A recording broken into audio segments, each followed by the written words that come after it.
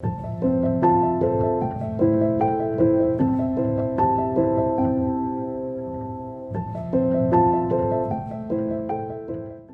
Tainá, que bom o seu programa, sempre animado, sempre alegre e muito feliz a gente já fazer esse bate-bola, já sair daí e já começar aqui com um programa de aconselhamento bíblico. Seja bem-vindo a todos. Quem já estava aí ligado no Sempre Juntos, já fica com a gente, porque hoje a gente vai continuar com o tema da semana passada, e a gente vai falar sobre conflitos na família, famílias, doces e amargas memórias. A gente sabe que a família ela é uma bênção de Deus, ela foi construída por Deus, é um plano do Senhor para propagar a sua palavra, né, com esses relacionamentos que a gente tem uns com os outros.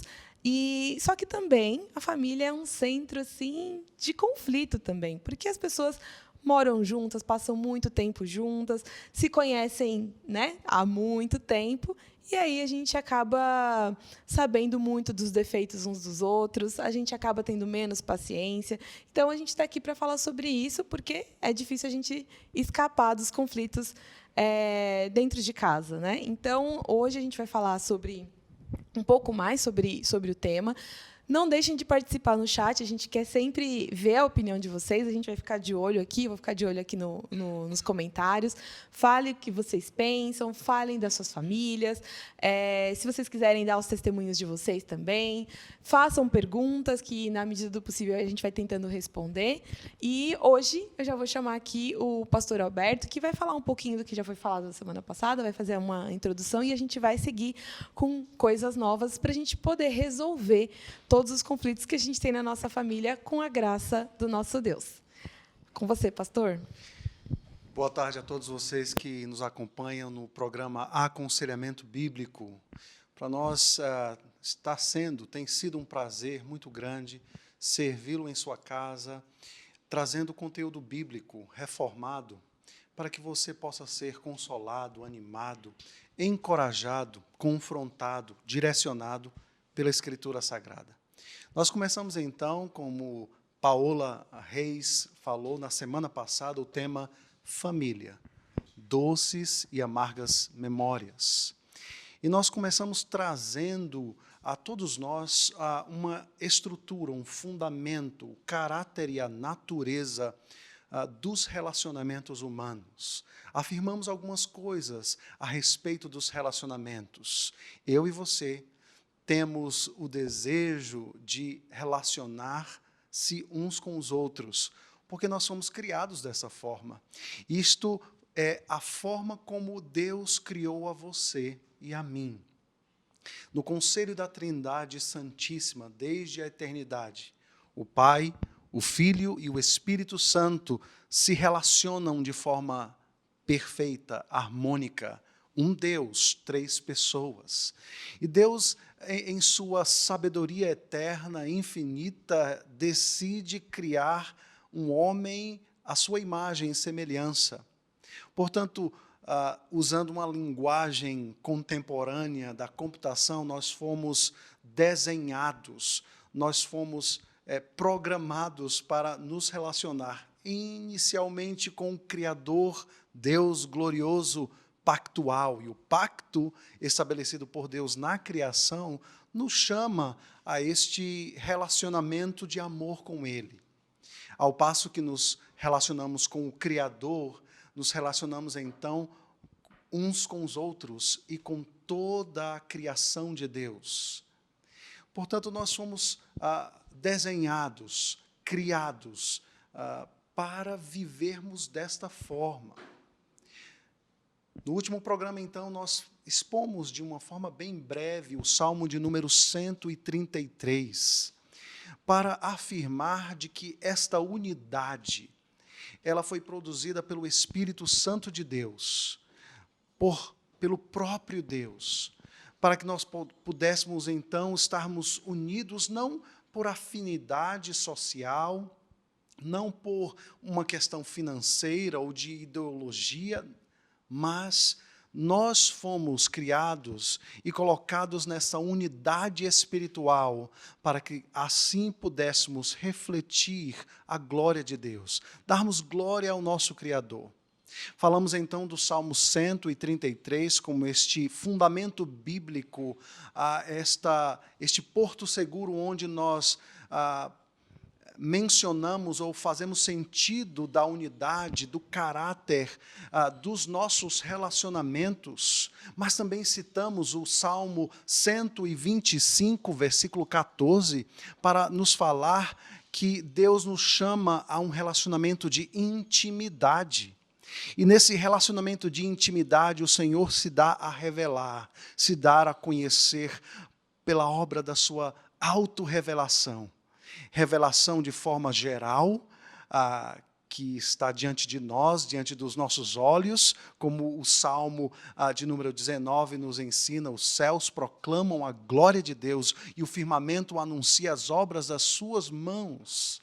Mas também, de forma proposicional, Deus falava com os nossos primeiros pais. Deus se dava a conhecer a ele por um ato de sua graça. Não há necessidade em Deus de se relacionar com a sua criação, mas ele o faz pelo ato do seu amor e de sua graça. E essa revelação foi registrada de forma inerrante, infalível. E nós conhecemos a Deus, o seu plano eterno, nas Escrituras Sagradas. Nós ouvimos a voz de Deus através da sua palavra. Portanto, aí, no livro dos Salmos, na Escritura Sagrada, nós somos então instruídos a respeito dos nossos relacionamentos, a respeito da bênção familiar, a respeito do projeto de Deus para a vida de homem e mulher, a respeito de família, não simplesmente homem e mulher, mas a família espiritual, a igreja, a comunidade do pacto que se relaciona com Deus através da obra de Jesus Cristo, o nosso Senhor e Salvador. Essa foi a introdução do nosso programa na última semana. Mas nós falamos também da entrada do pecado, da queda, e como o pecado afetou os nossos relacionamentos. É por isso que pensamos em família, doces e amargas memórias. Como Paola, como o pastor Tiago na última semana falou, o pecado atingiu em cheio a forma como nós nos relacionamos com Deus. E isto, obviamente, criou um problema legal, um problema de culpa diante de Deus. Os nossos pecados fazem separação entre nós e Deus. Mas esta quebra pactual afetou todos os outros relacionamentos. É por isso que eu e você, nós podemos ter essas amargas memórias, essas rupturas familiares. Família é uma bênção de Deus. Mas também, muitas vezes, por causa do pecado, ela se transformou, muitas vezes, em uma arma mortífera. Pessoas ferem outras pessoas, pessoas magoam outras pessoas, pessoas usam as palavras de forma maldita e, com isso, trazem graves e profundas feridas, tristezas, amargura, sentimento de querer se vingar, ira, explosões, ressentimento, mágoas e tantas outras coisas. Mas nós temos passos para falar a respeito da graça de Deus. No programa de hoje, então, nós queremos falar a respeito de como nós podemos resolver esses conflitos. O tema do programa vem a nós pensando em encorajá-lo, animá-lo, a não perder as oportunidades que você vai ter na semana que vem. Quando você se reunir aí com um grupo de amigos, em família ou entre colegas, amigos da igreja ou amigos do trabalho, para celebrar este momento natalino. Nós estamos fazendo este programa para encorajá-lo a enfrentar, a se colocar diante de Deus e clamar por sua graça, para que você possa dar passos bíblicos na direção de resolver conflitos, de solucionar conflitos, não de forma humana, mas de forma bíblica, usando a sabedoria da palavra de Deus para tratar aqueles amargos ressentimentos, aquelas amargas memórias com a Escritura Sagrada. Este tema é para te animar e te encorajar e te dar esperança de que em Cristo, e somente através de Cristo, os nossos relacionamentos familiares podem sim ser tratados. Mas a sua pergunta pode ser então, como, pastor, nós podemos resolver conflitos familiares que muitas vezes se arrastam por décadas? Pessoas que não se falam, pai, mãe, marido e mulher, filhos, tios, noras, genros, cunhados. Pessoas que estão fragmentadas internamente, espiritualmente, em seus relacionamentos.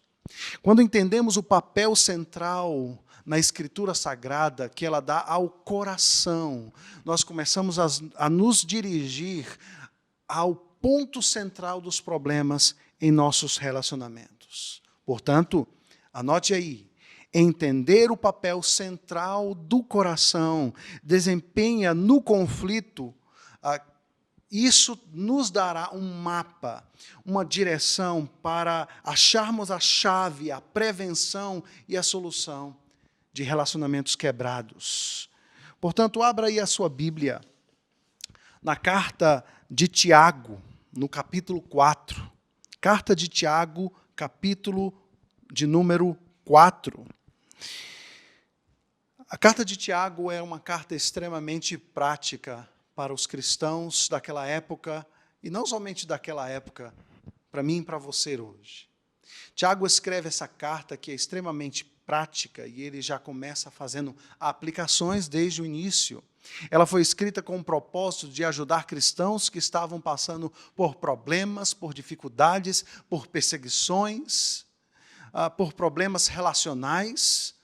E ele vai falar várias vezes a respeito do uso da língua, por exemplo, durante 2 capítulos quase desta carta, para ajudar estes crentes a reagir de forma piedosa, de forma bíblica, de forma santa, diante de conflitos, diante de lutas, diante de dificuldades. Tiago vai afirmar que se você dominar a língua, você é um perfeito varão. Ele começa a sua carta falando a respeito da validade das provações e de como as provações devem nos trazer alegria, não em simplesmente passar por tribulações, mas com o resultado dos conflitos, ou o resultado do sofrimento que causa ou que traz perseverança, que traz experiência para que nós sejamos completos, íntegros diante do Senhor. Ele diz, peçam sabedoria a Deus. E para tratar problemas, para tratar amargas memórias, rupturas familiares, nós precisamos de sabedoria, sabedoria dos céus. Então, Tiago vai falar de uma forma bem prática de que a nossa fé, a fé genuína, deve nos levar a dar passos práticos em nossos relacionamentos. E aí nós podemos acessar, então, o coração do problema nos nossos conflitos, seja eles quais forem. A origem, a fonte, o ponto central dos conflitos e relacionamentos humanos. Essa resposta é nos dada aqui no capítulo 4, quando Tiago diz, de onde procedem as guerras e brigas que há entre vocês? Eis aí uma pergunta de Tiago a cada um de nós, não somente aqueles crentes, mas a mim e a você. E ele responde que o coração dos conflitos de marido e mulher, pais e filhos, filhos e pais, colegas, amigos, familiares, colegas de trabalho.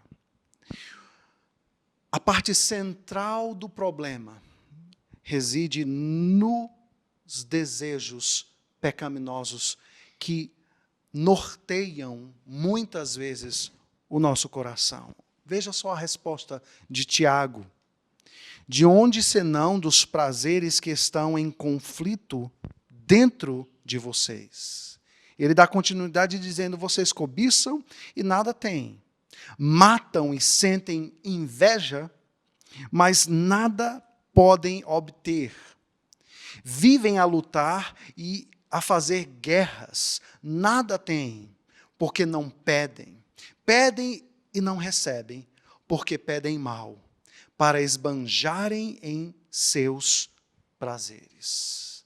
Tiago está aqui revelando, queridos, o coração do problema, os nossos desejos que estão lutando, se debatendo dentro do coração. E a palavra coração é o centro motor da existência humana.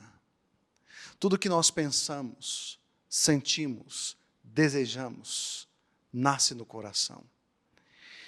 Tiago está nos mostrando que o problema é muito maior do que uma circunstância, digamos, contextual, familiar, cultural. O problema no coração é sempre primordial nas quebras e nas lutas e nas dificuldades dos relacionamentos humanos. Mas Tiago vai além para revelar o que está por trás desses desejos pecaminosos que nos conduzem às guerras, aos conflitos, ao ressentimento, à inveja e a todos os outros sentimentos que estão por trás dos conflitos e geram amargas memórias em nossos relacionamentos familiares e não familiares.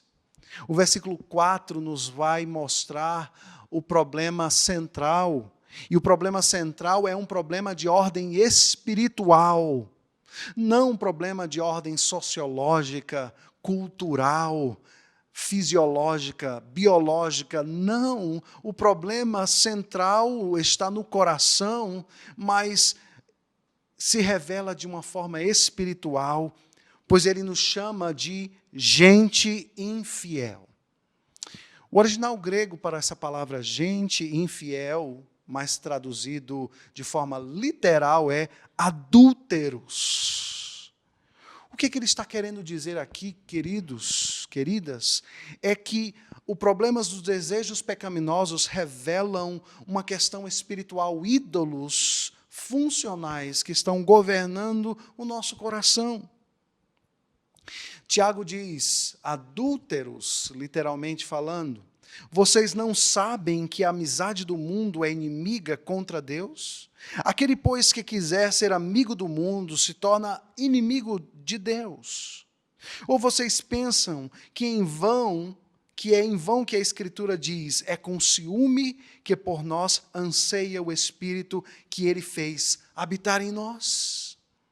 Perceba aí, então, ele apontando para essa questão de adultério espiritual, e o significado aqui é quando os meus desejos ocupam o lugar que somente Deus deve ocupar. Quando os meus desejos, que fazem parte da minha vida humana, são elevados a um nível, a um patamar que substitui a Deus, o Deus Criador pactual. Na realidade, de forma prática, eu estou erigindo ídolos no meu coração. E Tiago revela aqui algo estonteante, maravilhoso, profundo, para mim e para você nessa tarde.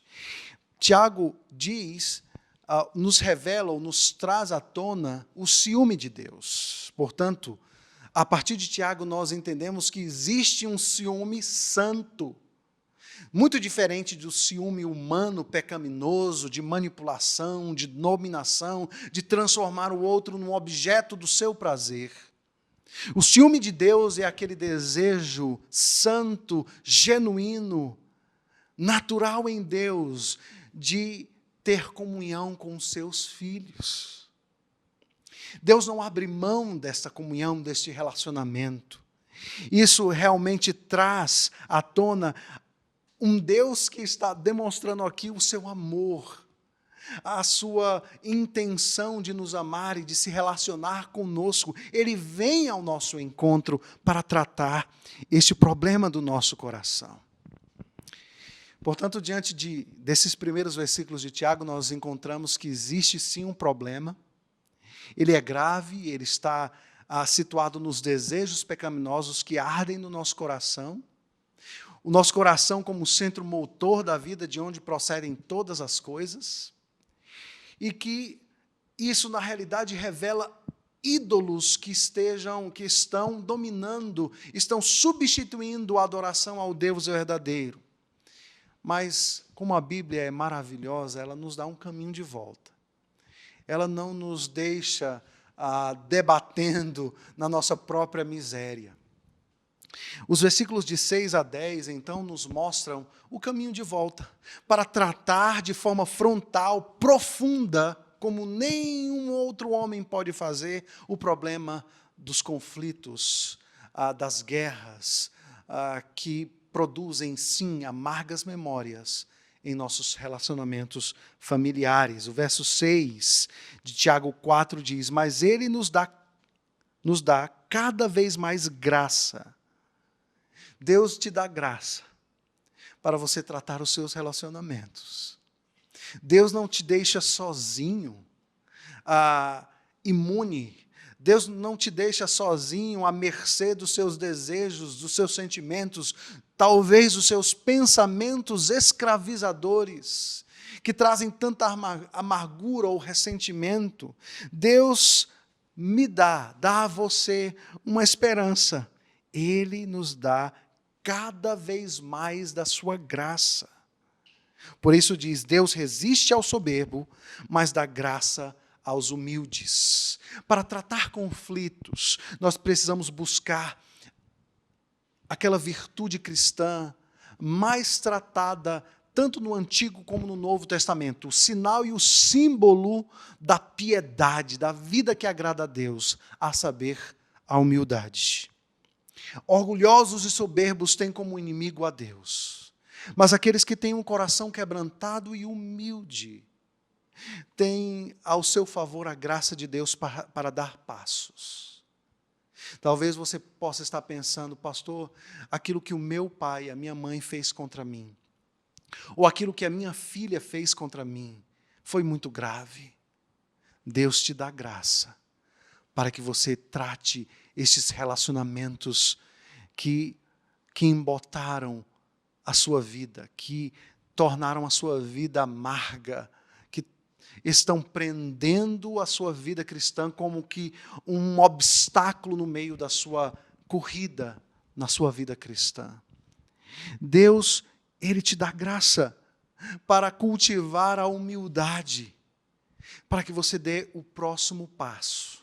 Assim como Deus deu um passo e veio até nós para reconciliarmos-nos com Ele, através de Cristo Jesus, eu e você devemos dar o primeiro passo para tratar relacionamentos quebrados. Relacionamentos quebrados. Portanto, ele continua dizendo: portanto, sujeitem-se a Deus, mas resistam ao diabo, e ele fugirá de vocês. Cheguem perto de Deus, e Ele se chegará a vocês. Limpem as mãos, pecadores, e vocês que são indecisos, purifiquem o coração. Reconheçam a sua miséria, lamentem e chorem. Que o riso de vocês se transforme em pranto, e que a alegria de vocês se transforme em tristeza. Humilhem-se diante do Senhor e Ele os exaltará. O caminho para tratar conflitos, problemas relacionais, familiares ou não familiares, é o caminho da humilhação. É o caminho da busca da humildade, é o caminho do quebrantamento de coração, é estar perto de Deus. Cheguem perto de Deus, diz a Escritura Sagrada em Tiago capítulo 4. Reconheçam a sua miséria, lamentem, transformem o seu riso em pranto, em lamento, em tristeza. Isso é uma figura de alguém que está sendo quebrantado, alguém que está sendo convencido pela Escritura Sagrada a dar passos. Portanto, ali no dia de Natal, ou no dia de Ano Novo, se existe aquela pessoa que feriu você em algum momento da sua caminhada, dê o primeiro passo. Passe aí esses dias que antecedem ao Natal e o Ano Novo, orando, quebrantando-se diante de Deus, pedindo a Deus sabedoria, para que você, sim, você possa dar passos de fé. E a mudança real e verdadeira na Escritura Sagrada é quando nós damos esses passos de fé em direção à pessoa, crendo em Cristo, não em você, crendo na palavra, não nos seus argumentos, não nas suas articulações intelectuais para justificar as suas coisas, as coisas que você fez. Eis aí o que a Escritura Sagrada nos traz a partir do livro de Tiago. Portanto, perceba isso no seu coração. O quanto Deus ele tem algo extraordinário para a sua vida nesses momentos familiares que vão se seguir diante de nós. Precisamos entender, então, como isso se articula no coração. Quando os meus desejos se transformam em ídolos, eu passo a exigir coisas. Quando essas coisas se encravam no coração, é importante que você se autoavalie, avalie-se em seu coração, com o que eu estou preocupado, em que eu estou colocando a minha confiança, onde está a minha satisfação. Existe algo que desejo tanto que seria capaz de decepcionar ou magoar outras pessoas a fim de obtê-lo? Pessoas cheias de si mesma, cheias de amargura, vão julgar outras pessoas. Um sinal comum de um coração que está preso à idolatria é o julgamento. David Powlison, em um dos seus escritos, diz que nós julgamos os outros porque literalmente queremos ser Deus. E quando pessoas não realizam aquilo que nós esperamos que elas realizem, os nossos desejos, nós a punimos, nós a julgamos. O livro Conflitos no Lar, sobre o qual nós baseamos muito daquilo que nós estamos falando nessa tarde e na última tarde da semana passada, escrito por Ken Sand e Tom Haabe, diz o seguinte, abre aspas, no entanto, ultrapassamos os limites quando começamos a julgar os outros de forma pecaminosa, o que é caracterizado por sentimento de superioridade, indignação, condenação, amargura ou ressentimento. Não raro, o julgamento pecaminoso trata de especular sobre os motivos dos outros, quando você começa a não simplesmente julgar fatos, mas as intenções ou as entrelinhas, a deduzir coisas. E aí o caminho é não simplesmente desejar, exigir, mas castigar, punir o outro. Pare e pense nesse momento. Que tipo de atitude pecaminosa você está tendo em seu casamento para que o outro ceda aos seus desejos pecaminosos? De que forma você tem magoado ou magoou outras pessoas? A estrutura bíblica para tratar com isso, para que nós possamos dar passos concretos para tratar conflitos, está baseado na obra de Cristo na cruz do Calvário. João 3,16 nos diz, porque Deus amou o mundo de tal maneira que deu o seu Filho unigênito, para que todo aquele que nele crê não pereça, mas tenha a vida eterna. O sacrifício de Cristo abriu um caminho para lidarmos com os problemas aqui na terra de forma diferente. Por sua graça, podemos confessar os nossos pecados e esperar de Deus ajuda para a restauração de relacionamentos quebrados e pedir que Ele nos ajude a transformar as nossas atitudes e hábitos prejudiciais. Deus quer que o seu amor por nós seja refletido em nosso amor pelo outro. 1 João diz, como é que eu posso dizer ou afirmar que eu amo a Deus, mas eu odeio o meu irmão? Que eu amo a Deus a quem eu não vejo, mas eu odeio ou sou indiferente àquele irmão que eu vejo. Deus quer que o seu amor por nós seja refletido de forma prática quando nós damos passos em direção àqueles que nos machucaram. E a graça de Deus comunica duas verdades importantes que eu gostaria que você anotasse aí. Esta graça, ela nos ensina o que devemos fazer e como devemos fazer. Portanto, os seus conflitos familiares, eles te dão a oportunidade clara de experimentar esta graça de Deus. E eis aqui um paralelo que eu gostaria que você parasse para pensar. A palavra de Deus fala que Deus nos amou sendo nós ainda pecadores. Ou seja, nós estávamos num estado de rebelião contra Ele, mas em Cristo Ele nos amou. Romanos capítulo 5. Da mesma forma como filhos alcançados por tão grandiosa graça, perdoados, nós vamos ouvir um pouco mais especificamente a respeito do perdão com Paola Reis, nós devemos agir da mesma forma. Da mesma forma.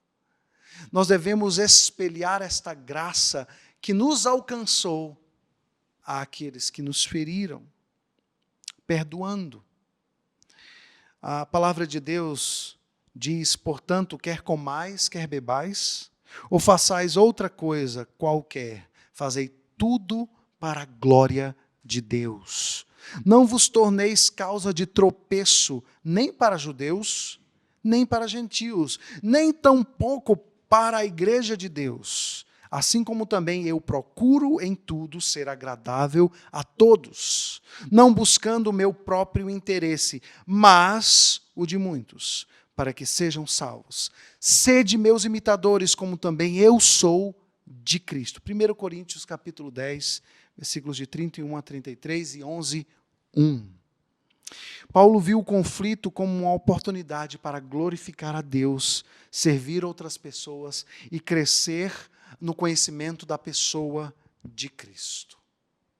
Portanto, a resolução dos nossos conflitos familiares, e eu digo, não familiares também, ele tem pelo menos 4 motivações.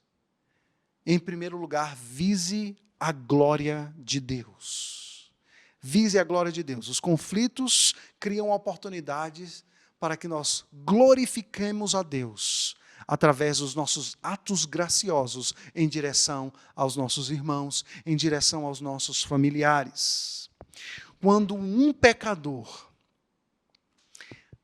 orando e quebrantando o coração diante de Deus, sendo sincero, dizendo, Senhor, por mim mesmo eu não tenho condição de conversar com aquela pessoa que vai estar naquele mesmo ambiente que eu vou estar. Mas eu careço da tua graça, do teu poder, e eu quero fazer isso para a glória do teu nome.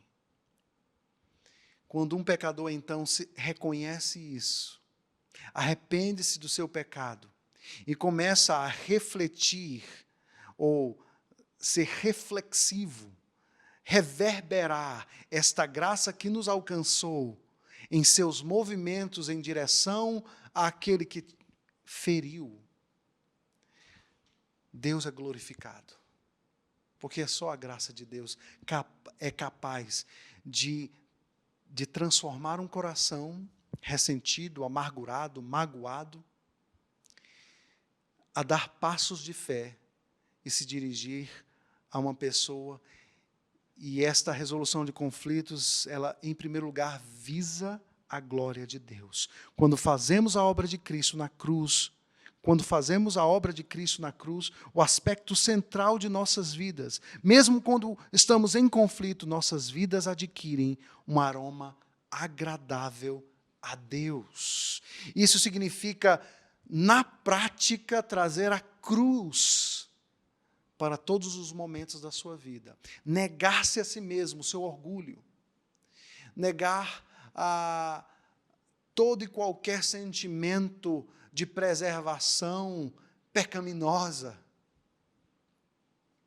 Lembrar do que Cristo fez por nós nos inspira e nos conduz a confiar em Deus e não em nós mesmos, quando o resultado de qualquer conflito que estivermos enfrentando glorifica a Deus. Quando há reconciliação, quando há perdão.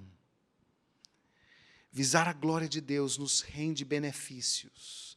Fixa a nossa mente nas coisas que agradam a Deus. A Deus. Nos permite não sermos dependentes dos resultados e comportamentos das outras pessoas.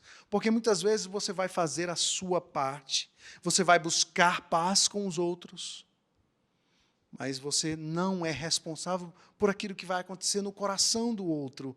Mas a Bíblia diz, no que depender de vós, tende paz com todos os homens. Mas, em segundo lugar, veja primeiro a trave do seu olho para fazer esse movimento. Raramente somos, de alguma forma, completamente inocentes quando se trata de nossos conflitos. Raramente há um 100% de culpa do outro. Por isso, depois de focar em Deus, devemos focar em examinar a nós mesmos. A nós mesmos. Isso significa tirar a trave do seu olho. Mateus capítulo 7, versículo 5 diz, Jesus diz, hipócrita, tira primeiro a trave do teu olho e então verás claramente para tirar o argueiro do olho do teu irmão. Deus graciosamente nos ajudará a reconhecer as nossas fraquezas e nos encorajará a depender mais de sua graça, sabedoria e poder. Como tirar a trave do nosso olho? Admita o mais depressa possível que você está errado, ou nos seus erros, ou na parcela do seu erro. Antes de olhar para o erro do outro, em que eu contribuí para que este conflito familiar acontecesse.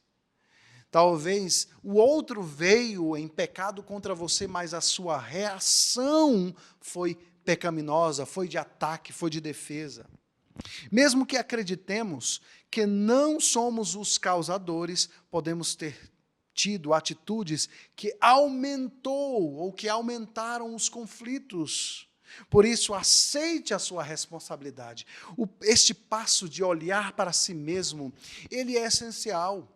É olhar para mim e dizer, eu sou um pecador, e mesmo que eu não tenha a consciência ou veja claramente o que eu fiz, eu preciso entender pela Escritura que eu sou um pecador e eu cometo erros e eu reajo de forma pecaminosa. Portanto, confesse a Deus os seus erros. Senhor, eu fui ferido pelo outro, mas a forma como eu reagi não foi santa, não foi bíblica. Confesse a Deus e corrija os erros. 3 níveis de traves que precisamos confessar. Palavras que muitas vezes foram mal colocadas, mal ditas. Ações e atitudes e motivações. Remover a trave é mais do que simplesmente uma confissão. É uma mudança do modo de pensar. E eu sei que isso é difícil, mas o caminho bíblico é o mais difícil. Saiba disso. Mas nós temos ao nosso favor o Espírito de Deus, que nos comove, que nos transforma, que nos convence da justiça, do juízo, do pecado. E aí, vai e mostre o erro do seu irmão. Uma vez que tenhamos retirado a trave dos nossos próprios olhos, podemos então avançar para o próximo passo e buscar paz. Veja aí então os passos da resolução. Mostrar ao nosso irmão a nossa falha.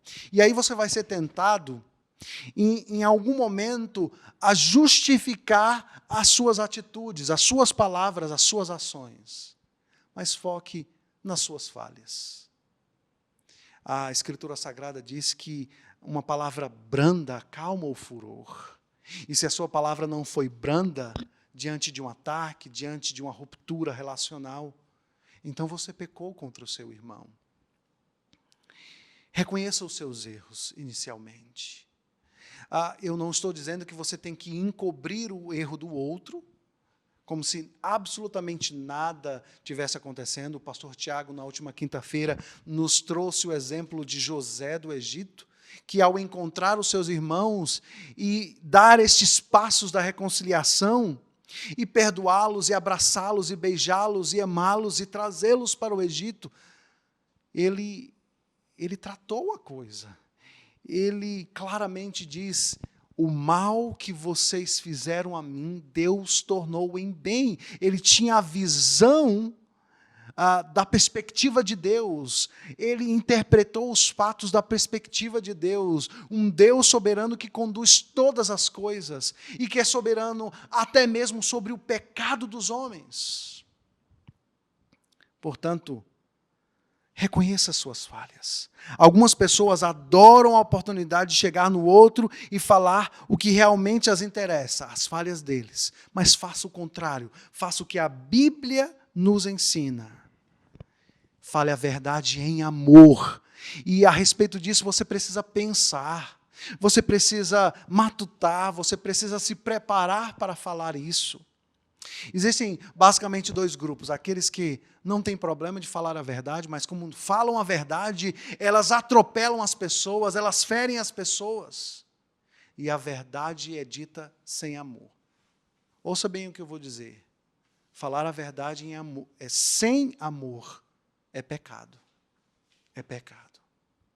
A Escritura Sagrada, lá no texto de Paulo, escrevendo aos Efésios, no capítulo 4, se não me engano, versículo 15, diz: seguindo a verdade em amor. Outra tradução diz: falando a verdade em amor, para que haja edificação.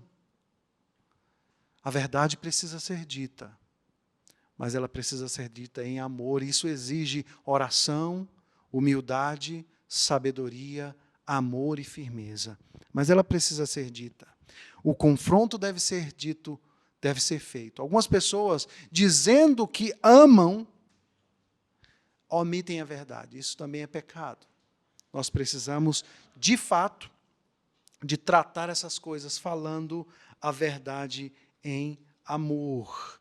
Isso criará ou produzirá no nosso meio, no meio da sua família, um modelo que vai ter um efeito em cascata. Porque ser uma audiência da obra de Deus, de um homem pedindo perdão a outro, de um marido pedindo perdão a uma esposa, de filhos pedindo perdão aos pais, isso é algo extraordinário. Isso vai criar um modelo. Isso vai ter um efeito em cadeia, porque as pessoas vão ser impactadas pela obra do Espírito Santo no seu meio. O último passo: vá e reconcilie-se. Vá e reconcilie-se. Pela morte de seu filho, Deus tem nos reconciliado consigo mesmo. Deus perdoou os nossos muitos pecados por um preço incalculável.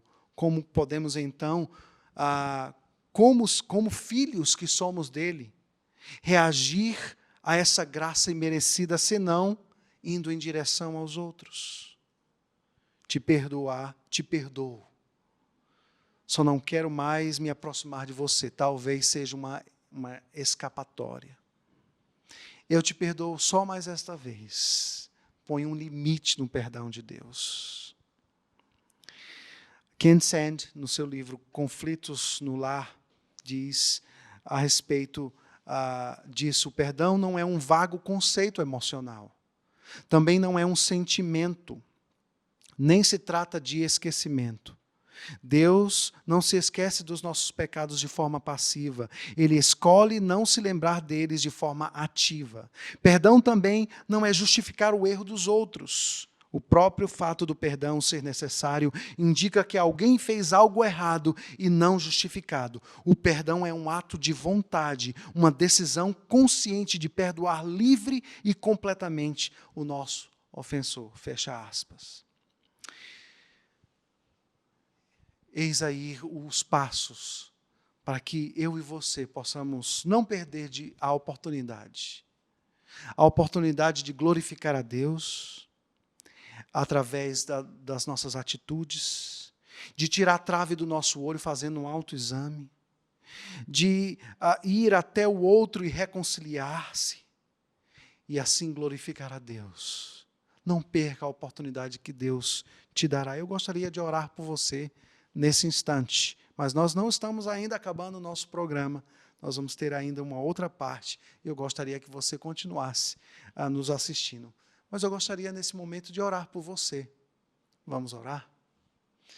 Santo e eterno Deus, nós queremos te pedir, ó Pai, que o Senhor Deus toque o coração daqueles que estão nos assistindo nesta hora e daqueles que assistirão a este programa em um outro momento.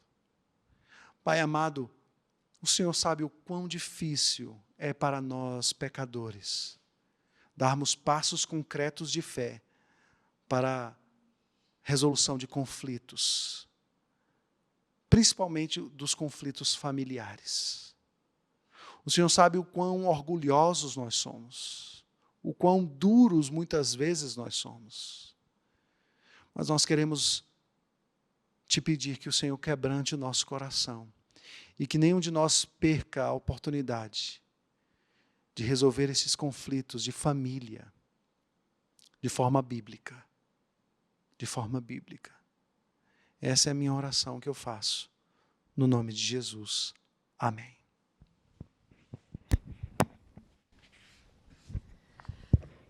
Muito bom.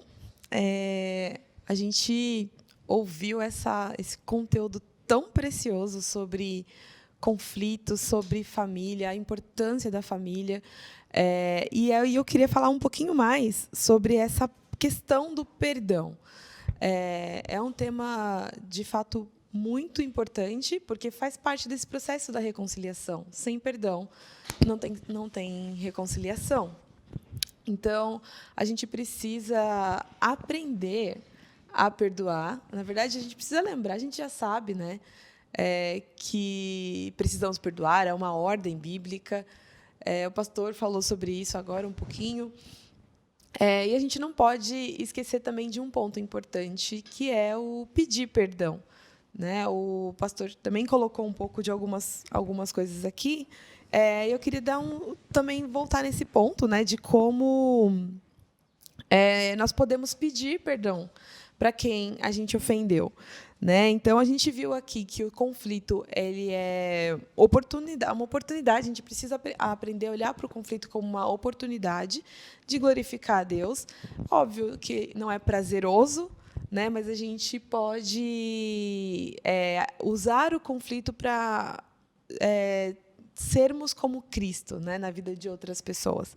Então, é muito importante que a gente olhe para um conflito com uma oportunidade de olhar para si mesmo, de voltar para si e ver como que a gente pode, o que precisa ser tratado também no nosso coração, né? É muito fácil, no meio do conflito, a gente olhar para o outro, apontar o dedo para o outro, ver o defeito do outro com mais ênfase e parar de olhar para os nossos erros, né? Então, um dos pontos que é importante da gente ver aqui na questão do pedido do perdão a gente vai usar, obviamente, o versículo de Mateus 7, 3-5, porque você repara no cisco que está no olho do seu irmão e não se dá conta da viga que está no seu próprio olho. Como você pode dizer ao seu irmão, deixe-me ir tirar o cisco do seu olho, quando há uma viga no seu? Hipócrita, tire primeiro a viga do seu olho, e então você verá claramente para tirar o cisco do olho do seu irmão. É muito importante a gente ver que esse texto ele vai fazer com que a gente olhe para a gente, né? Para a gente, o que Jesus diz é que você olhe primeiro para você dentro de um conflito. O pastor já falou, a gente tem visto aqui que é nossa obrigação buscar a paz. Não existe uma possibilidade de nós ficarmos parados diante de um conflito sem considerar a resolução dele. Óbvio, tem conflitos que são difíceis, que vão levar, às vezes, a vida inteira para se resolver completamente, mas a nossa obrigação como cristão é buscar essa resolução imediatamente.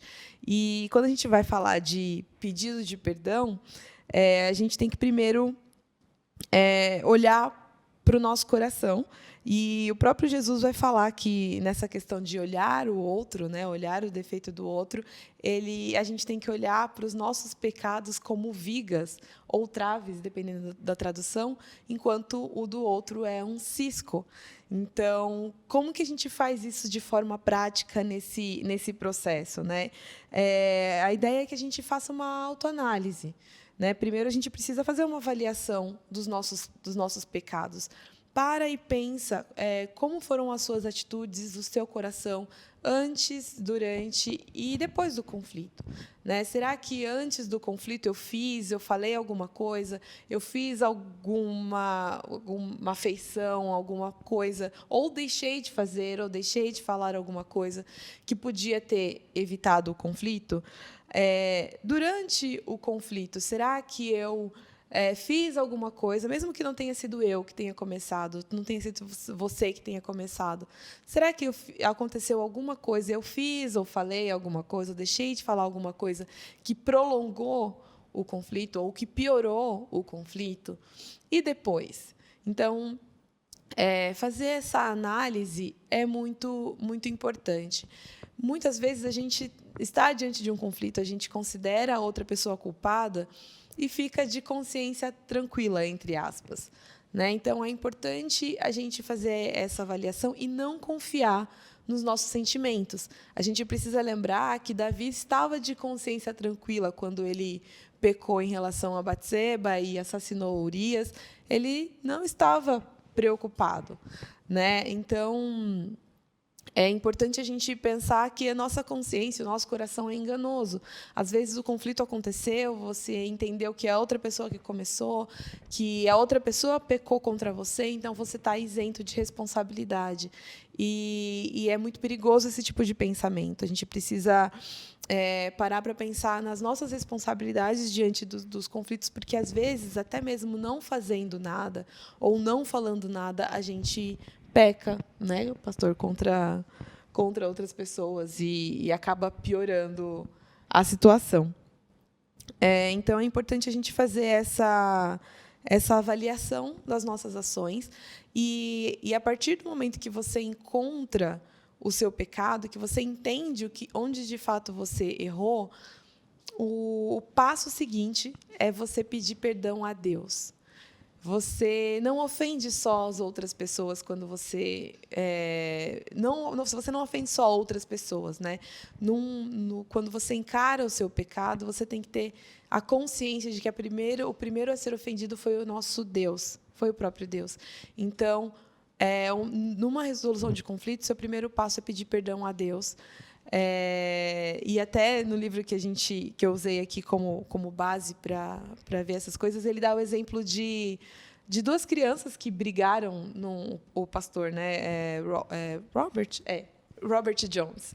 Ele dá o exemplo de duas crianças que brigaram na igreja deles e os pais, eles sempre brigavam, e os pais, quando viam aquelas crianças brigando, eles iam até o seu filho, né, que tinha batido no outro, e falavam: olha, vá e peça perdão ao seu amiguinho. Aí a criança ia chorando, pedia perdão, e ele elogia essa dinâmica, porque ele fala que é até raro os pais que fazem isso, né? É muito comum pais ignorarem esse tipo de situação, mas ele lembra que eles esqueceram uma parte importante, né? Ensinar o seu filho que ele deve pedir perdão a Deus, que ele ofendeu também a Deus, não ofendeu somente o seu amigo. Então, esse é o primeiro passo, porque de tudo que a gente vai falar em resolução de conflitos, são coisas muito difíceis, né? Afeta o nosso orgulho, afeta o nosso coração, e às vezes a gente não quer resolver. né? Muitas vezes a gente não quer, a gente prefere ficar na nossa, esperar a situação passar. É a mesma coisa quando a gente fala de arrependimento em relação ao pecado. Quando a gente ofende a Deus, a gente quer fugir daquela situação, a gente prefere atravessar a rua quando vê outra pessoa passando, mas quando a gente fala de família e mora na mesma casa e vai ver durante o ano nas festas de família, como a gente já comentou aqui, a gente não tem como fugir, né? E ignorar problemas é a pior coisa, porque a tendência é que esse problema aumente a longo prazo ou até mesmo a curto prazo, né? Então, não ignore o problema. Faça uma autoavaliação, veja os seus pecados, de fato, a sua responsabilidade no processo e peça perdão a Deus, né? E peça ajuda a Ele para que você possa pedir perdão para outra pessoa.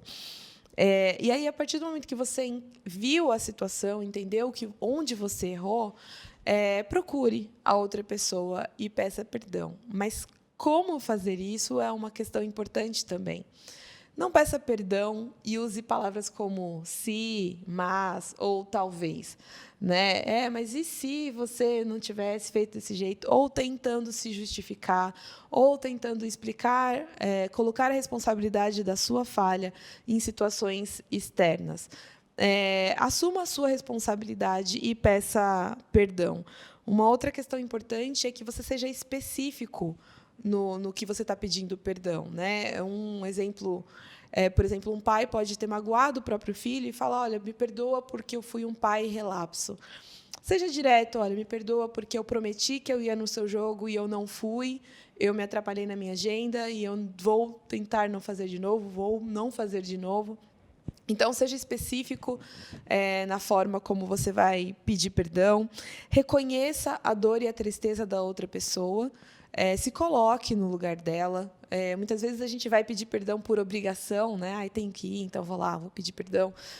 E a gente já fica na expectativa que a pessoa peça perdão de volta e tudo vai se resolver se isso acontecer. E, na verdade, não é esse o ponto. A questão é você avaliar o seu coração, de fato, fazer a sua parte para agradar a Deus e para ver aquele conflito sendo solucionado. Então, considere a dor da outra pessoa no que você fez contra ela. Aceite as consequências. Pecados têm consequências. Então, às vezes, a pessoa vai precisar de um tempo para te perdoar. Você vai ter que, de fato, às vezes, restituir um mal que você fez. Então, aceite que isso precisa acontecer. Não entenda que o perdão vai simplesmente cortar e apagar o passado. Isso não acontece. Mude o seu comportamento e explique para outra pessoa que você pretende fazer, como eu dei o exemplo do pai. É muito importante que, se você ofendeu e sabe que você pecou, você busque não fazer mais, né? É muito ruim quando... Tudo bem que a Bíblia fala para a gente perdoar 70 vezes 7, dá o exemplo das pessoas que vão e voltam no mesmo dia pedindo perdão. Você não precisa ser essa pessoa, né? Você precisa buscar mudar a sua atitude. Se você é uma pessoa muito iracunda, se você é uma pessoa muito amargurada e você tem magoado as pessoas com isso, busque mudança, busque mudar de atitude com a graça do Senhor. Como você pedindo perdão primeiro a Deus, você também pede ajuda dele para que esses conflitos sejam resolvidos. E, por último, né, num passo bem prático nesse sentido, peça perdão e dê tempo. A pessoa, às vezes, que foi magoada, ela vai precisar de tempo para te perdoar. E não significa que ela vai te perdoar, que ela vai te perdoar, na verdade, que ela vai te perdoar automaticamente. Não fique cobrando, não fique jogando na cara: ó, já vim pedir perdão, então agora você perdoa.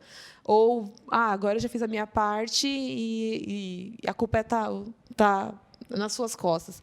Na verdade, não é assim. Se você quer, de fato, resolver o conflito e entendeu a sua responsabilidade no processo, peça perdão e dê tempo, espere e ore muito por aquela pessoa e por você e para a resolução dessa situação. Eu achei maravilhoso, Paula, assim, essa questão. Eu acho que muito importante que você tratou a respeito Dê tempo à pessoa.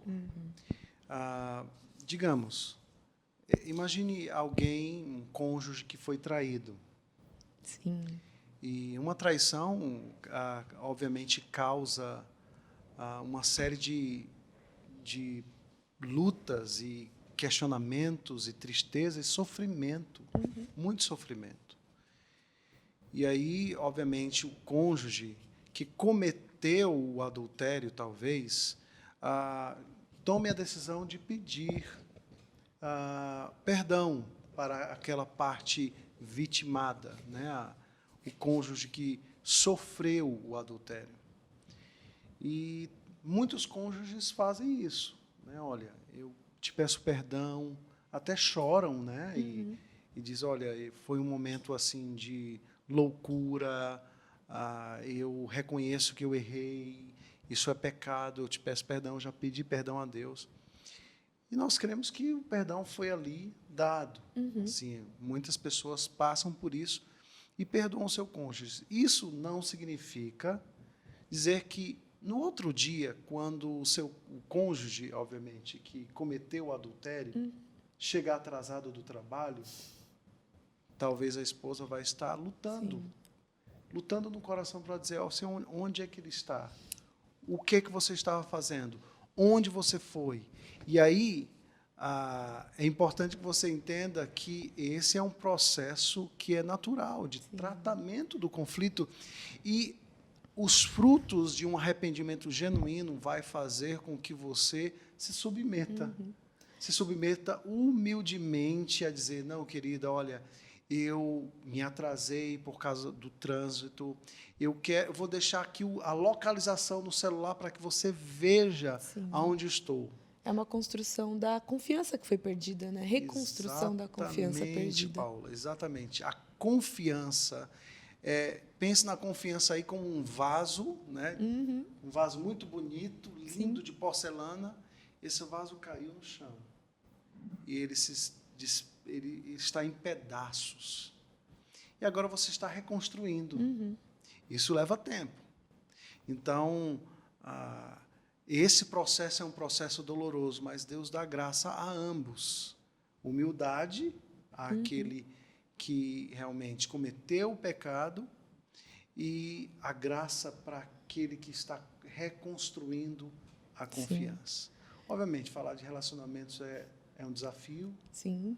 É uma luta para todos nós. Pessoas foram magoadas, pessoas sofrem por isso, mas nós cremos, por tudo que nós ouvimos, que a palavra de Deus ela é este alento, a graça de Deus é poder de Deus para lidarmos com as quebras, com as lutas, para que nós possamos olhar para as amargas memórias que passamos em família e possamos encontrar na graça de Deus o caminho de volta, o caminho de transformação, de libertação, de ânimo, de revigoro, de um novo começo. Sim.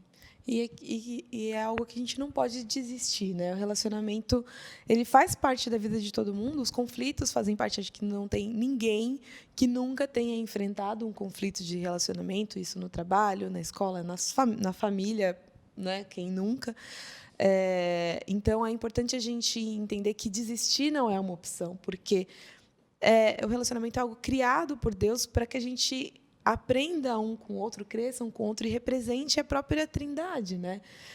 Nesse relacionamento. Então, tem coisas que nós só vamos aprender no relacionamento com outras pessoas. Não há uma opção de um cristão que não se relacione. Deus, em sua grande soberania, maravilhosa soberania, decidiu que seríamos santificados em meio aos relacionamentos. E é algo difícil, mas não é impossível. Deus não nos dá nada que Ele conjuntamente não nos dê graça para enfrentarmos.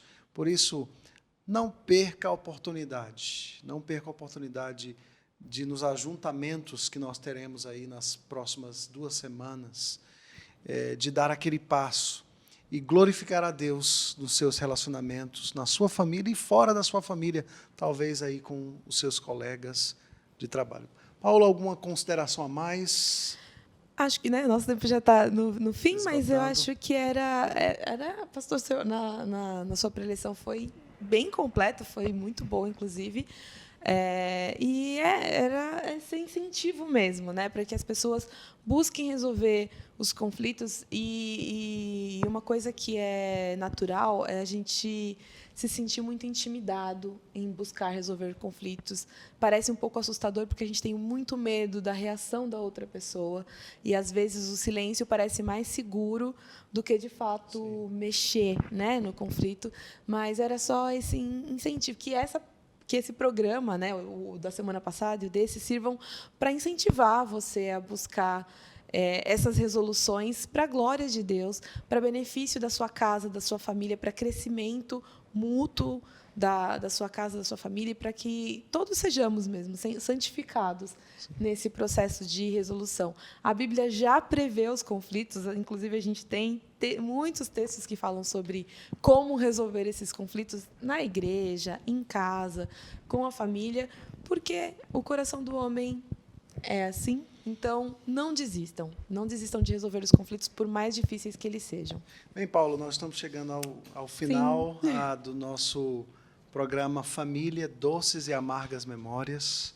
Eu gostaria, então, de agradecer a você que nos acompanhou em todos os programas do ano, né, e desejar a você que Deus te abençoe profundamente, um Feliz Natal, um Feliz Ano Novo, que Deus esteja animando o seu coração, incomodando o seu coração, te dando graça, força, poder para glorificar a Deus em seus relacionamentos. Mas antes de acabar, Paola, eu gostaria de indicar, né, Sim, boa também. parte daquilo que nós ouvimos nessas 2 semanas saiu do livro de Ken Sande e Tom Haabe, Os Conflitos no Lar e as Escolhas do Pacificador. Os Conflitos no Lar e as Escolhas do Pacificador. Esse livro foi editado por Nutra Publicações. Nós não estamos fazendo nenhuma propaganda Ganhando no nada. sentido de pastor Jairo Cáceres, lá da Igreja Batista Pedra Viva, mas que a editora Nutra tem servido ao país inteiro com grandes publicações. Se você quiser realmente mergulhar neste tema tão importante, nós temos o desejo até de fazer uma mini conferência com o tema resolução de conflitos.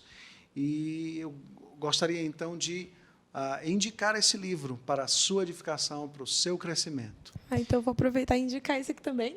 Por favor. É da Nutra também, e chama Em Busca da Paz. E ele é muito prático nessa questão de resolução de conflitos, e vai prever não só conflitos na família, né, mas conflitos de forma geral, como você vai lidar, identificar a sua responsabilidade, como você vai abençoar a vida de outras pessoas, como você vai lidar com pessoas que não te perdoaram e não te perdoam, e assim por diante, de forma muito prática. É do Robert Jones, vale a pena, Em Busca da Paz. Queridos, que Deus abençoe profundamente a sua vida. Um grande abraço e que Deus te abençoe profundamente. Tchau, tchau.